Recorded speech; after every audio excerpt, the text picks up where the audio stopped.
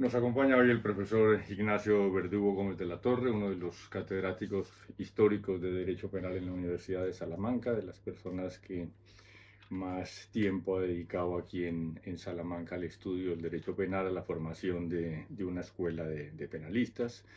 Fue vicerrector de la Universidad de Salamanca, rector de la Universidad de Salamanca, fue discípulo de don Marino Barbero Santos, y entre sus publicaciones se destacan las lecciones de Derecho Penal de la parte general, un libro muy interesante sobre justicia transicional en Brasil y uno muy curioso sobre reflexiones penales desde Salamanca con un subtítulo muy llamativo. Decían ayer, decimos hoy y dirán mañana. ¿Qué aportes cree que ha ofrecido y ofrecen disciplinas como la neurociencia, la psicología y la sociología al estudio del derecho penal, especialmente estas últimas que se han puesto tan de moda y han llegado a poner en duda la vigencia de principios como el de la culpabilidad? Yo creo que en relación con justamente con lo que acabas de decir, tus últimas palabras, yo creo que reflejan realmente eh, cuál es, no tanto su aportación, sino a veces su condicionante. Y hay un viejo debate siempre en toda la historia del derecho penal, que tuvo un punto álgido en el 19, pero que ahora tiene otra nueva manifestación, que es hasta qué punto las reflexiones jurídicas y penales en particular están condicionadas por las ciencias experimentales o por otras ciencias.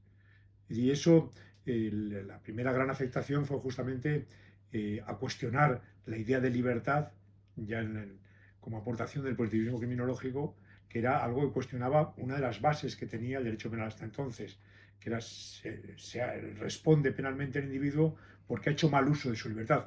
Pero ¿qué pasa si demuestro que no es libre? Es decir, eso que parece que era un debate olvidado, pues resulta que reaparece. Yo creo que más que, por un lado, sí condiciona determinadas decisiones penales en sentido estricto, o dogmáticas si se prefiere, pero sobre todo las condicionantes más fuertes están en la política criminal, en, en cómo debo utilizar o en qué sentido puedo utilizar el derecho penal. Y porque siempre hay que tener presente dos cuestiones. Y una cosa es los llamados procesos de criminalización primaria, es decir, qué debe ser delito y qué no, y por qué algo es delito y por qué deja de serlo. Y ahí, indudablemente, las aportaciones de la sociología, de las aportaciones de ciencias externas al derecho penal son importantes. Pero una segunda fase, sin mover todavía las estructuras penales clásicas, que es la responsabilidad individual. Es decir, el derecho penal siempre ha sido, o históricamente ha sido, para ser más exactos, una responsabilidad vinculada a una persona física concreta, que ha cometido un hecho que no quiere que se cometa. Eso es así. ¿Y así por qué? A mí me gusta siempre, mis alumnos de introducción al derecho penal siempre se quedan un poco perplejos. Les digo, miren, no tienen que olvidar que el derecho penal, que la soberanía históricamente venía de la divinidad. Y eso tiene una consecuencia inmediata en nuestro ámbito cultural, que algo era delito porque era pecado. Delita quia peccatum est, que decían los clásicos. Claro, el delito es individual. No es, el delito no se comete colectivamente, lo comete el ciudadano A o el individuo A, o el individuo B ha hecho mal uso de su libertad y por eso pues se va al infierno. Se va al infierno, se va al derecho penal en su caso. ¿Eso tiene sentido contarlo en Salamanca? Sí, añadido, por algo que en una de las obras que has mencionado, concretamente en lo que fue mi lección inaugural del año 2018, que es el año del octavo centenario, era ¿qué decían ayer? Y hay un profesor del siglo XVI de aquí, que era Alfonso de Castro. Es decir, yo a los alumnos siempre les digo que tienen nombre de calle. O sea, ¿por qué va usted? ¿Dónde usted? La calle Alfonso de Castro. ¿Y quién es ese señor? Pues se defendía algo que es importante. Decía, las leyes penales, el quebrantarlas, son todas pecado. Porque la delita que a peccatum es, salvo unas. Salvo aquellas son las demás leyes meramente penales. Y una ley meramente penal es aquella que supone únicamente una desobediencia a una decisión del soberano. ¿Y cuáles eran? El pagar tributos. Es decir, es el viejo ya entonces podemos decir la delincuencia de cuello blanco del siglo XVI resulta era el no pagar tributos y eso no era pecado. Eso era solo una desobediencia al soberano. Bueno, son los condiciones externos, ¿no? Y los internos también, claro, si se llega a cuestionar, lo he mencionado ya, el que sea libre o no, pues mire, tengo que buscar una base teórica distinta. O bien decir, no es que, perdón por dispersarme, pero la libertad es algo que atribuimos los demás. Es decir, yo pienso que tú, o que ella, o que él, o que yo soy libre, es un algo que me atribuyen los demás. Y mire usted, y resulta que eso ha variado con el tiempo. O sea, no, los pelirrojos no son libres. O los albinos en determinadas culturas son endemoniados. ¿Qué me habla? Es decir, o sea, hay condicionantes que deben ser debatidos y construidos, ¿no? O revisados. Y son condicionantes que vienen puestos de manifiesto por otras ciencias. Recuerda la famosa conferencia de von Kirchmann, ¿no? De dos palabras del creador tornan inútil una biblioteca. Se decía, mire usted, ¿cómo va a ser ciencia algo como el derecho si depende de la voluntad del legislador? Bueno, y no solo, depende de otras cosas.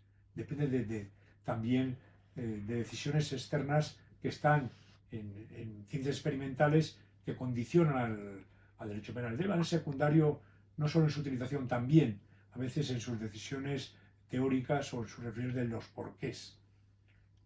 Pues sí, esa reformulación del concepto de libertad y esa forma de entenderlo, como mencionaba hace un rato, en un contexto social, es lo que en buena parte le ha dado una salida a los penalistas que estaban en las últimas décadas tan nerviosos con las neurociencias y la posibilidad de que acabara con el principio de culpabilidad. Por eso me gusta que llame la atención sobre la importancia que tendrían estas ciencias más en la política criminal que en la dogmática.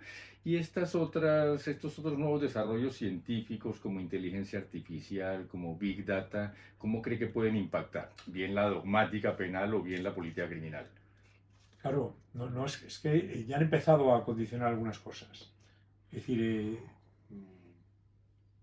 pues hace relativamente poco tiempo leí o me contaron que en un país europeo el que tiene mayor desarrollo de informático, que es Estonia, pues en Estonia tú puedes, para delitos de escasa entidad, puedes aceptar que te juzguen a través de una máquina. Es decir, que meten los datos ahí y le dicen, pues mire usted, 6 meses o tal de pena. Bueno, yo ahí hay dos cosas.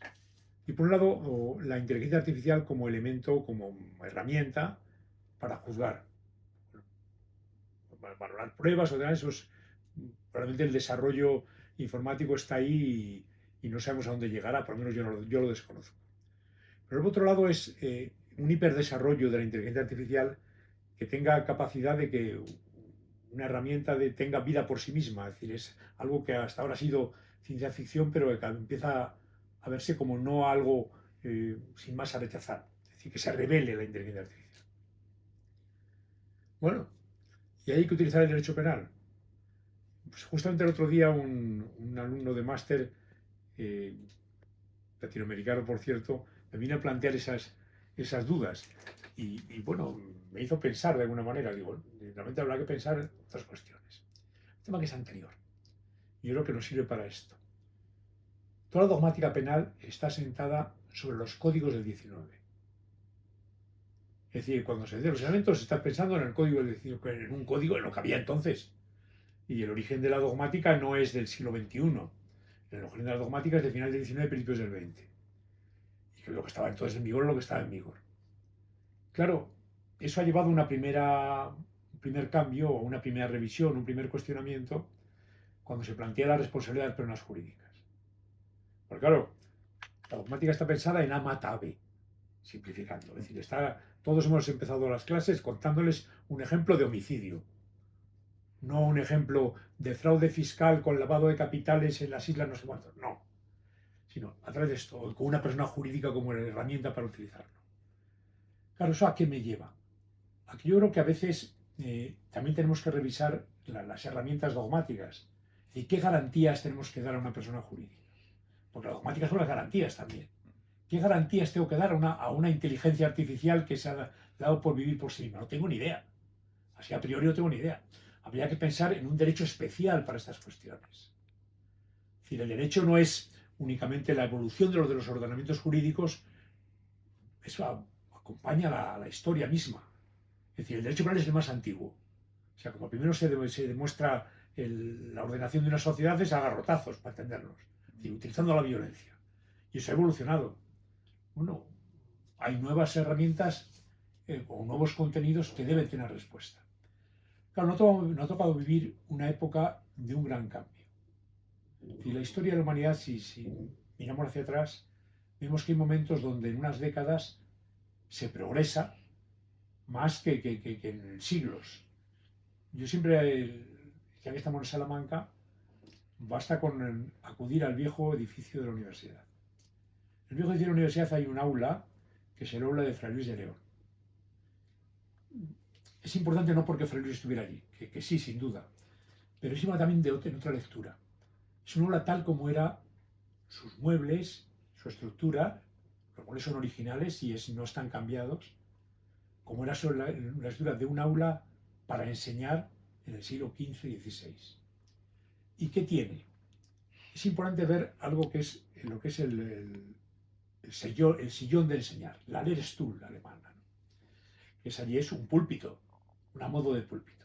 Es un púlpito muy extraño, porque tiene dos asientos, uno arriba y otro abajo. De arriba es donde, evidentemente, hablaba el doctor, predicaba el doctor. ¿Y debajo quién estaba?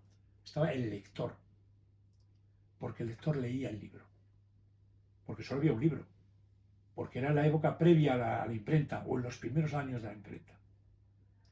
Claro, cuando aparece la imprenta es un cambio que probablemente en aquel momento los que lo vivieron no lo medían o no lo podían valorar, pero supuso la primera democratización del saber, porque ya no había un libro, había libros, había ediciones de libros, con lo cual se cambió no solo esa difusión del saber, sino también el cómo tenía que enseñar, porque ya el lector desaparece para empezar. Desaparece porque ustedes no pueden tener el libro ahí, pueden comprárselo o pueden copiarlo. Entonces, son cambios. Y aquí estamos viendo un momento análogo, cambiando probablemente los contenidos, pero que es importante, que es, miren, ahora resulta que los teléfonos clásicos con que había que girar es un resto arqueológico. Yo me recuerdo una de estas encuestas o entrevistas que hacen por la calle, programa de televisión, y le preguntan a un jovencito, y le enseñan un teléfono, pero ¿qué es eso? Y dice, claro, hay que ver películas o lo que fuera clásicas para ver qué era eso. Claro, y nosotros hemos vivido ese cambio y no hemos sido conscientes de la importancia, no hemos valorado probablemente la importancia del cambio, pero hay que valorarlo, es decir, porque lo que pasó de ser un teléfono de girar a un maletín que llevábamos, y yo recuerdo mis primeros viajes a América con teléfono móvil, era móvil porque le podías mover, pero era una maleta casi tan grande como la que llevaba la ropa, ¿no? Y ahora resulta que es mucho más pequeño y es no solo teléfono, es ordenador. ¿Cuál es el límite? No tengo ni idea. Pero lo que sí que es cierto es que es una prueba clara de cómo va el derecho muchas veces detrás de la realidad, cómo los cambios de la realidad condicionan el derecho. Y lo que es evidente es, primero, si hay que utilizar el derecho penal o no. Si hay que recurrir a las penas corporales en su caso, ¿cuál sería? Desconectamos eso. Porque el tema es cuando la inteligencia artificial deja de ser una herramienta y para tener vida por sí misma. Es una herramienta, nos podemos defender entre las respuestas. Es una dificultad de prueba, lo que sea, pero ahí está. Pero hay alguien que lo ha metido, pero si tiene vida propia, si llega a tener vida propia, ¿qué pasa? No, es que no va a tener vida propia nunca. Digo, yo no pondría la mano en el fuego. No lo sé. No lo sé, porque ahí está. Y en una época de cambios tan acelerados como estos, ¿qué debería cambiar en la enseñanza universitaria para formar nuevos abogados o nuevos penalistas? Usted que ha estado toda la vida dedicado a la enseñanza. No, lo primero que yo recuerdo cuando yo empezaba era hablando y tomando apuntes. Y el primero que tenía apuntes era, el profe tenía un guión que ahora ya lo utilizas con una presentación. Y hay alumnos que dicen, no, me sé la presentación de memoria. No, no, tiene que saberse aparte lo que indica esa presentación. Claro, volviendo un poco al pasado, porque a veces el pasado te da enseñanzas. Volviendo a nuestras enseñanzas vinculadas a la imprenta, ¿sabes lo que prohibió el claustro de la Universidad de Salamanca a los profesores? Que leyeran en clase.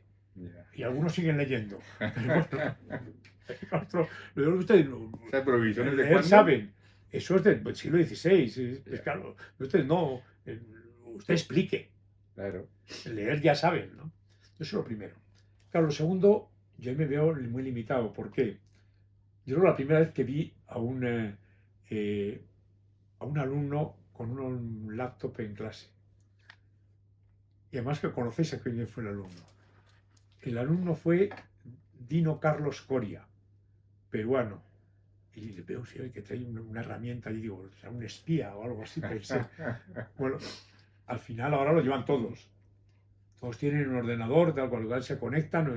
En un acto de fe crees que se están mirando Sí, sí. cualquier clase, a lo mejor están escribiendo a su novia o novio o leyendo el periódico. Pero bueno, eso es lo de menos. Pero ellos tienen en lo que llamamos saberes instrumentales, la generación actual, más formación que yo. Si a mí todavía determinadas, tengo mis dudas cuando tengo que utilizar el ordenador, digo, si toco esta tecla seguro que se borra todo, como ha ocurrido alguna vez, y no lo puedo recuperar, o se estropea el ordenador, que no pasa. Pero esas cautelas ellos no la tienen, pues han nacido con ello ya. Claro, es algo que la propia, bueno, hay que dar respuestas. ¿Qué formación tiene que tener esto? Claro, no puedes desconocerlo. Si tienes que resolver casos donde se han utilizado medios informáticos o lo que fuera, no puedes depender únicamente de decir, no, no, voy a buscar un perito, un sabio de ordenadores que me lo cuente. También tener conocimientos importantes ya en esos saberes instrumentales deben estar en la formación. En mi época un saber instrumental era aprender lenguas. Ahora ya tienes traductor incluso en la inteligencia artificial. Ya no es importante que los peronistas, que en mi época era absolutamente clave, hayan hecho una estancia en Alemania y sepan alemán. Ahora todo está traducido y si no, te lo traducen más o menos bien. Claro, no lo sé. No lo sé, no lo voy a vivir ya. Y yo no voy a vivir cómo va a evolucionar la propia formación. Pero que lo que no puedes es conocer la realidad. No puedo explicar civil basándome solamente en relaciones de intercambio, en un mercadillo, sino que ahora tengo que conocer Amazon y todo un montón de cosas. Bueno, pues lo mismo vamos al penal. Es decir, los medios de comisión van a variar. Y además, ¿qué respuesta tengo que dar desde el punto de vista del legislador a esa nueva realidad? Tengo que crear nuevos tipos penales, modificar los existentes. Hasta ahora es lo que se ha hecho. O modificar, proteger como objeto de protección el propio sistema. Y las preguntas son muchas. Y eso es la tesis doctoral que tienen algunos, o las tesis doctorales que algunos tienen que hacer. Yo no estoy ya en edad de hacerlo. Pero bueno, hablando de eso, justo de esa evolución de la educación y de la enseñanza universitaria, aquí España fue muy conocida hace muchos años por unas escuelas muy rígidas que había en España. ¿Cómo funcionaban esas escuelas y cómo ha ido cambiando, evolucionando eso hasta la formación Es una universitaria de pregunta hoy? terrible esa.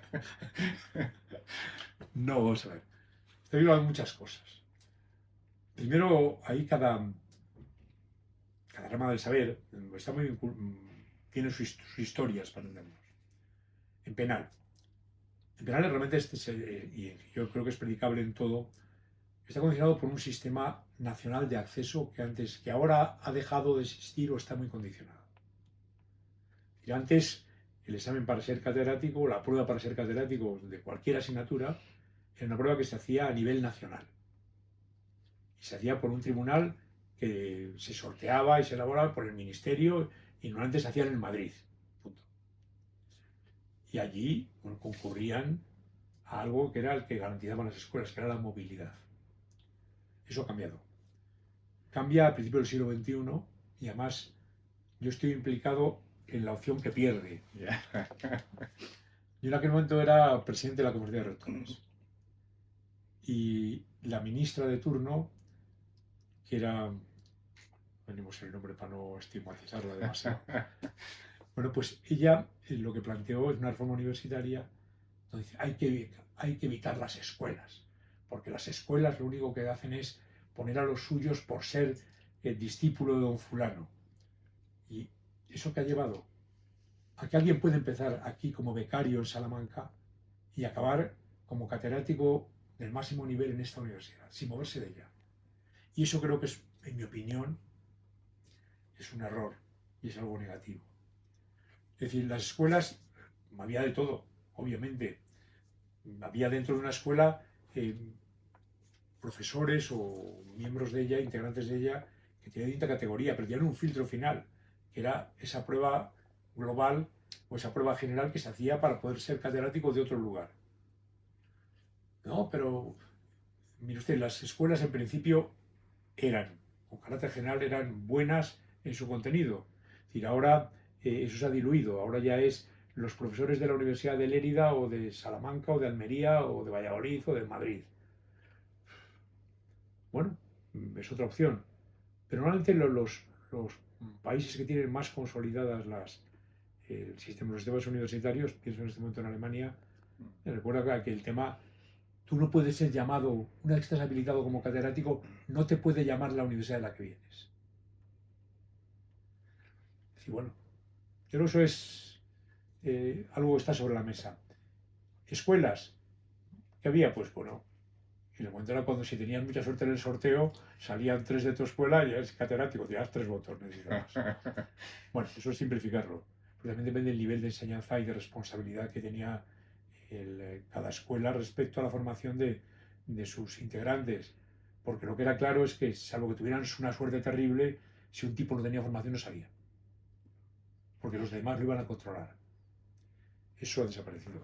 Se ha perdido sustituir ahora por un sistema que es una evaluación externa, que es la evaluación de la NECA, donde no hay que hablar. Es decir, puedes ser mudo no es, y estar habilitado para dar clase oral. Mire, porque lo único que te piden en esa evaluación es mande usted sus publicaciones, su currículum, etcétera, etcétera. Pero no te hemos visto dar clase. No, pero usted ha dado clase no sé dónde. Es decir, ahí el papel aguanta todo. Yo siempre soy partidario de que un profesor universitario tiene que demostrarlo de alguna manera hablando y explicando una clase. Tú puedes ser muy buen investigador y no ser buen transmisor de ese saber. Sí. Y al revés, es decir, ser un magnífico y ser un no tan buen investigador. Bueno, eso es la realidad. Lo ideal es tener las dos competencias, ¿no? Pero eso antes lo garantizaba, en mi opinión, más el viejo sistema de selección que el actual. Lo cual no quiere decir que aquel no fuera mejorable, claro que lo era.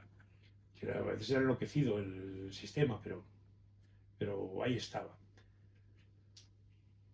Eso, ¿en qué se refleja? Bueno, pues ahora hay otro modo de hacer currículum, ¿no? Pues como tiene que presentarlo a ANECA, todo el lado que vengas tendría que tener ahora, si fuera el caso, me hicieras un certificado de que me has hecho una entrevista donde he hablado muchísimo sobre estas cosas. Eso, por eso lo aportaría, ¿no? Parece absurdo. Pero bueno, que además es una opinión de un señor mayor ya. No, pero está empezando a funcionar así ya fuera de España también, en muchísimos otros países, en Colombia mismo también. Los cursos internacionales de la Universidad de Salamanca, entiendo que cumplieron o están a punto de cumplir un siglo, un poco más de un siglo. Comenzaron con los cursos de castellano, pero a finales del siglo XX, comienzos del XXI, yo creo que estaba usted vicerrector de la Universidad de Salamanca, se hicieron muy famosos los cursos internacionales, entre otros de Derecho Penal de la Universidad de Salamanca, y venían de Colombia decenas, no, centenares de personas anualmente a hacer esos cursos de Derecho Penal. ¿Qué despertó tanto interés por esos cursos de Derecho Penal en la Universidad de Salamanca? Hay varias cosas. Yo efectivamente esta universidad tiene, por un lado, una carta de presentación que es su historia, que eso es lo único y todos los que hemos sido rectores de aquí lo reiteramos, lo único que no se puede comprar es la historia. Tú puedes falsificarla, pero ¿la tienes o no la tienes? Y no puedes decir que la Universidad X se fundó en el siglo X cuando se ha fundado hace 10 años. Bueno, pero esta se ha fundado en 1218 y ha estado funcionando siempre. Tan solo estuvo un año cerrada en la época de Fernando VII, pero no cerrada para no dar clases, sino para depurar al profesorado. De los que eran liberales había que echarles. Bueno, esa es la historia. La historia además tiene, en el caso de Salamanca, una proyección hacia América muy, muy importante. Porque los españoles, a diferencia de los portugueses, que no crearon ninguna universidad en Brasil, había con Coimbra, los españoles sí crean, son hasta 14 universidades. De distinta naturaleza, sí. Grandes y no tan grandes, también. Pero en todos los sitios. En Colombia, sin más claro, el Rosario. Pero ahí está. Claro, eso te da ya una referencia. Sí, porque yo recuerdo cuando se hizo el 5º centenario que fue el mismo año, de San Marcos de Lima y de la Real y Pontificia Universidad de México, hoy UNAM. Bueno, pues tuve que hablar en México, hice un acto y conseguí la cédula de creación de esa universidad y venía con los privilegios y tal de la Universidad de Salamanca. Es decir, era el modelo que se aplicaba. Eso te da una carta de presentación en América Latina 10. El tema es que hay que aprovecharlo. Es decir, no podemos caer en lo que yo llamaba el síndrome de la fachada. Es decir, creer que mirando la fachada de la Universidad de Salamanca, como es tan hermosa, con eso basta. Van a llegar aquí, seguro que quieren pasar. Pues van a verlo, pero luego olvídate, hay que contar más cosas. Ahí yo estuve implicado desde el primer momento en el tema, no ya de derecho penal, sino en general de contenido jurídico, de difusión del contenido jurídico hacia proyectarlo hacia América. En un momento distinto al actual. Y entonces, también incluso en los medios, porque era el momento donde empezaba la inteligencia artificial y el desarrollo informático, pero todavía la clave era presencia. Y ahí tuve un apoyo clave de varias personas. Sin duda fue importante el tener en mi equipo algún nacido en América Latina, que ahora es catedrático en Huelva, Juan Carlos Ferrer, fue importante. El tener en mi equipo a personas como Virginia, que conoces bien, es decir, que es miembros del equipo que creían en eso mismo y que más tenían gran capacidad de gestión. Si tú podías dar, un rector puede decir, se empezó en mi último año de vicerrector y mi primer rector cuando ya se dispara. Claro, tú puedes tener la idea o apoyar un proyecto, pero luego hay que gestionarlo. Y el rector no puede estar gestionando todo y ahí necesitas gente que lo haga. Y ahí para mi opinión, fue ejemplar eso y otros proyectos de este tipo de colectivos de difusión en América de la Universidad de Salamanca. Bueno, eso ha durado, de hecho, luego mis sucesores vieron aquello y dijeron, no, hay que hacer uno en enero y otro en junio. Yeah. Estamos en los de junio, que viene mucha menos gente, pero que precisamente la semana que viene les clausuro yo, tengo que dar la conferencia de clausura. Uno está ya de partido homenaje ya. Y eso fue importante, muy importante. ¿Qué lo ha frenado? Hombre, lo ha frenado, primero lo que se creó entonces también fue una estructura jurídica que lo posibilitara, que sigue funcionando, que es una fundación general para este tipo de actuaciones, que no estuvieran sometidas a todo el rigor de lo que es la enseñanza oficial en cuanto a administrativamente los pagos que hay que dar, etc. Aquí no hay que convalidar nada, hay que matricularte, te matriculas y te puedes garantizar siempre que acudas un certificado de que has seguido esos cursos, etc. No, claro, ¿a quién ponías en los cursos? Esa era otra. Es decir, yo creo que eso ha funcionado, yo diría que muy bien. Lo que pasa es que ahora tiene un momento donde hay que hacer, en mi opinión, cambios. Cambios que tengan presente varias cosas. Uno, que hay más competidores. Bueno, pero hay que ganar. También los partidos hay que jugarlos. Segundo, utilizar tu activo. Y tercero, tener en cuenta la inteligencia artificial, la no artificial, también el método de enseñanza o el cómo enseñarlo ha cambiado. El contexto ha cambiado. Yo creo que eso es importante. También hay que utilizar, en mi opinión también, el valor que tiene la ciudad para un profesional que va a venir aquí y ver un cambio en una ciudad universitaria de verdad. Y aquí la principal industria de Salamanca se llama Universidad de Salamanca. Y presupuestariamente, yo tengo una anécdota de cuando era rector de que fui a pedir dinero al alcalde y me lo acabó pidiendo con razón él a mí. Pero vamos a decir, tiene el presupuesto mayor que el ayuntamiento. Digo, hombre. Bueno, pues es un poco algo que ahí está. Ha aportado mucho esto, yo creo que sí. Primero a difundir el saber, etcétera, pero ten en cuenta además que aquí lo que pone la universidad o el equipo de la universidad es el título del curso y hace la alineación. Pero la alineación que tenía viene gente de otras universidades o de otras escuelas, ya que hemos hablado de eso, y Sí. puede contar lo que sea, eso es más importante. Bueno, y ahí estamos. Yo creo que es algo de lo que me siento particularmente orgulloso de haber podido contribuir a recuperar o a potenciar algo que es clave para esta universidad, que es su proyección latinoamericana. Y eso es un activo. Yo respeto mucho que digan, no hay que también proyectarse en Arabia Saudita, pues fenomenal. Pero aparte de eso, hay un activo donde jugamos en primera división, nosotros jugamos en regionales.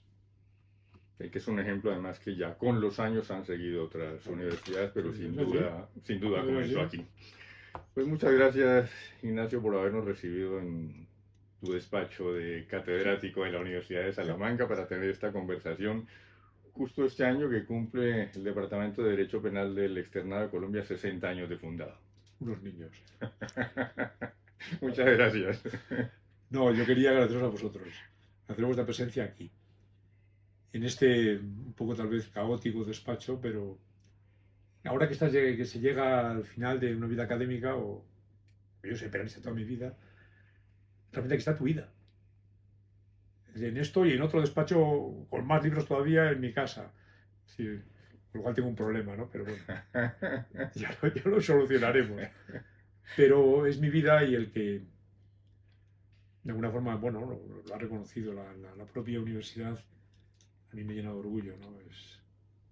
Y de satisfacción. Y sabes que han puesto incluso mi nombre a un aula de aquí. Y me dice el decano, no es un secreto de Estado, dice, eres el único profesor vivo que tiene aula. Digo, ¿qué quieres, que me muera? No. Para no romper Es la tradición. Nada, de verdad, muchísimas gracias. Nada, sí.